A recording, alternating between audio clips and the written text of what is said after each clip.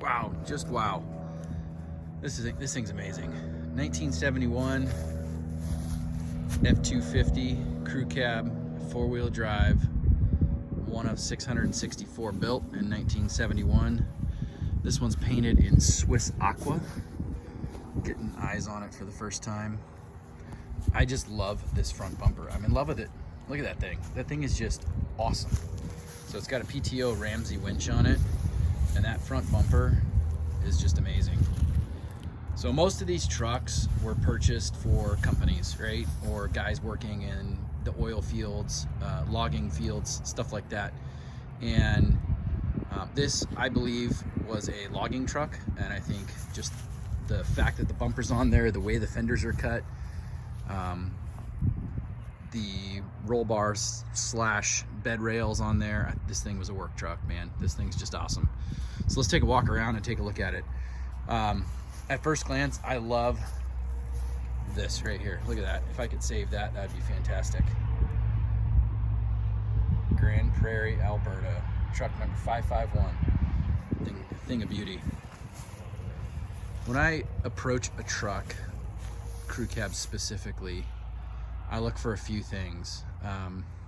Typically the roof rails are gone. This truck, it looks like they're really, really nice.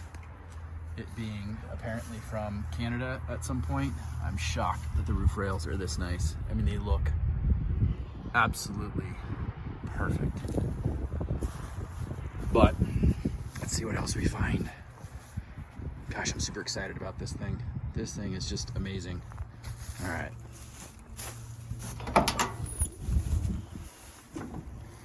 Yeah, got a little rust in there. Got the whole corner of the door is missing.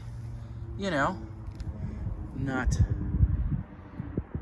all that abnormal for these things.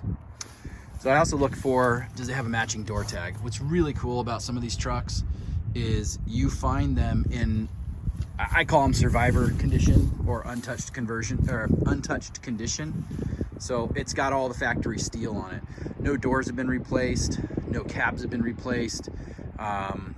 Yeah, they've been cut up, and yeah, it's not pretty to look at, but it's all original. And that's pretty cool to see one of these trucks still in its original form. So you see the door tag here is the right VIN, and then you come over here and you see this is the right VIN. So this is the factory cab on this truck, which I think is really cool. Obviously, it needs to be gone through and rebuilt, but just kind of farm fresh.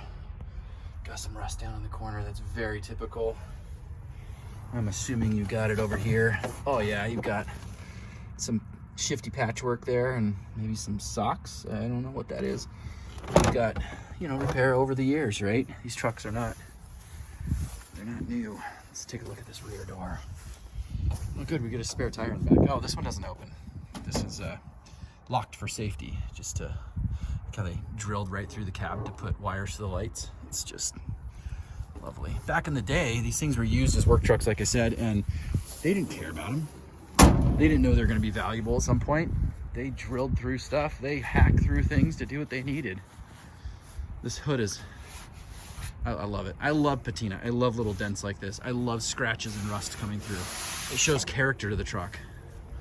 If I redo this truck, which I'll probably end up doing because it's got a lot of rust on it in places that matter, so you'll go through and you do all the sheet metal work. But what that means is this hood is a perfect candidate for another patina build. And I've got 2 or 3 Swiss Aqua non-4-wheel drive, 2-wheel drive trucks that are in need of a patina hood, and this hood is amazing. This hood is great. So let's check out the passenger side. There's that 551. A little bit of rust down there. Can you imagine the stories that these trucks could tell? I love it. Oh, look at that. Look at that rust. Look at that. You can stick your whole hand in there. Yep. This is definitely gonna need some love on the rust repair side of things. But look at the inside. It's looking pretty good up here. It's hard to find a roof line that's this clean. If you got a roof line that's clean, the rest can be fixed. It's not gonna be cheap or easy, but it can be fixed. Even roof lines can. They just add up. All right, this is awesome. Now, the guy I bought this from said that it ran and drove a few years ago. He drove it onto his property and it sat there, and this was, I don't know, 4 or 5 years ago. So he sent me pictures of the engine clicking over or rolling over. It did not start, but it was rolling over. Brakes seem to have a little pressure in them. So at some point we'll go through this and see if we can make it run.